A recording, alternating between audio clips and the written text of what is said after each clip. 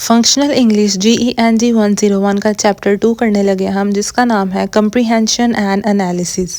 इसका मतलब है कि जब हम रीडिंग करते हैं तो हमने उसको किस तरह से इंटरप्रीट करना है और किस तरह से उसका एनालिसिस करना है। सबसे पहली आउटलाइन है purpose, audience and context. Purpose से मुराद है कि हम जो रीडिंग पढ़ रहे हैं वो किस पर्पस के लिए लिखी गई है। उसका पर्पस इंफॉर्मेशन कन्वे करना भी हो सकता है या एंटरटेनमेंट प्रोवाइड करना भी हो सकता है। और ऑडियंस से मुराद है कि किस टाइप की ऑडियंस के लिए वो राइटिंग लिखी गई है, अडल्ट्स के लिए, बच्चों के लिए, स्टूडेंट्स के लिए एट्सेट्रा। और कॉन्टेक्स्ट से मुराद है कि उस टेक्स्ट में क्या बात की जा रही है वो किस चीज़ के ऊपर बेस्ड है। अब बात करते हैं रीडिंग स्ट्रेटजीज की, जिसमें आ जाता है skimming, scanning and SQ3R।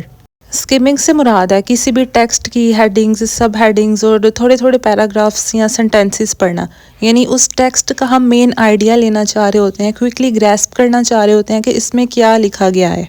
For example, आप न्यूज़पेपर आर्टिकल पढ़ रहे हो, सो आप एंटायर आर्टिकल पढ़ने के बजाय उसके मेन आइडियाज़, उसकी हेडिंग्स, सब हेडिंग्स और स्टार्टिंग के पैराग्राफ्स पढ़ के आइडिया ले लेते हो। फिर है scanning. Scanning is a reading technique जिसमें आप कोई स्पेसिफिक इंफॉर्मेशन ढूंढ रहे हो, जैसे कि कोई कीवर्ड्स हैं, कोई फ्रेजेस हैं जिन्हें आप किसी टेक्स्ट में से फाइंड कर रहे हो। सो आप उसको जल्दी जल्दी स्कैन करते हो और सिर्फ अपने कीवर्ड्स पे फोकस करते हो जो आप ढूंढना चाह रहे हो।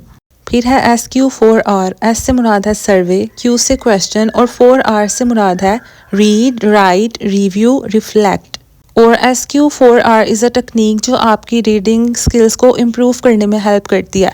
सर्वे में आप अपने टेक्स्ट का पूरा ओवरव्यू लेते हो, क्वेश्चंस में आप क्वेश्चंस बनाते हो उस टेक्स्ट में से, रीड फिर आप उसके आंसर्स रीड करते हो, फिर रिसाइट फिर जो आंसर्स होते हैं उनको आप अपनी वर्ड्स में लिखते हो, फिर आप सब कुछ रिव्यू करते हो एंड देन रिफ्लेक्ट कि आपने उससे क्या सीखा।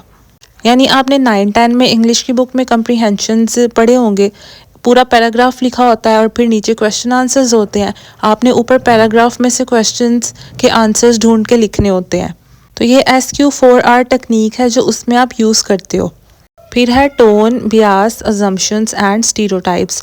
टोन से मुराद है कि जो राइटर ने अपना टेक्स्ट लिखा है वो किस टोन में लिखा है। टोन सैड भी हो सकती है, ऑप्टिमिस्टिक, सार्कास्टिक, फॉर्मल, इनफॉर्मल, ये राइटर पे डिपेंड करता है और वो क्या लिख रहा है उस पर डिपेंड करता है। फिर है ब्यास। ब्यास से मुराद है किसी चीज़, पर्सन या किसी ग्रुप को फेवर करना किसी दूसरे के मुकाबले में, यानी किसी एक चीज़ को सपोर्ट करना और किसी चीज़ के अगेंस्ट बोलना। ये भी हमें राइटिंग्स में मिलता है।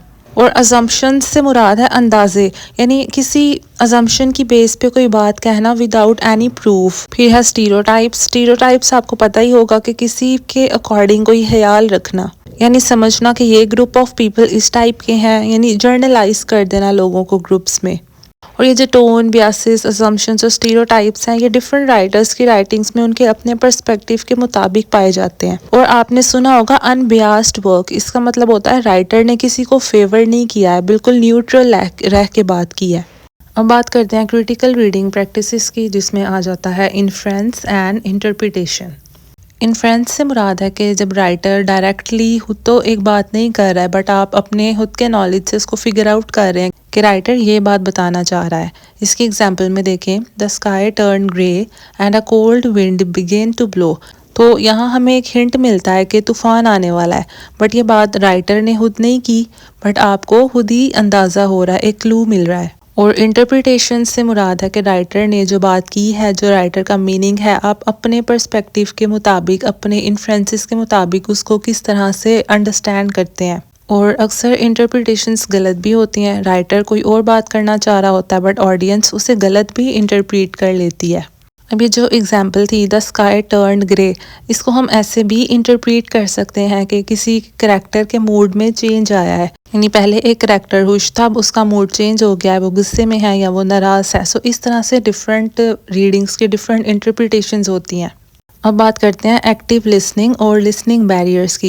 एक्टिव लिसनिंग होता है कि आप एक बात को फुली कॉन्सेंट्रेट होकर समझ रहे हैं और उसे अंडरस्टैंड कर रहे हैं, या एक टीचर अगर कोई लेक्चर दे रहा है सो आप उसे एक्टिवली सुन रहे हैं, उसको समझ रहे हैं और उसको अंडरस्टैंड कर रहे हैं और पूरी कॉन्सेंट्रेशन से सुन रहे हैं। और एक्टिव लिसनिंग में आ जाता है paying attention, eye contact maintain रखना, क्वेश्चंस पूछना, क्वेश्चंस का रिस्पॉन्स देना, और जब तक स्पीकर पूरी बात कन्वे नहीं कर लेता तब तक इंटरप्ट ना करना और ओपिनियंस ना देना।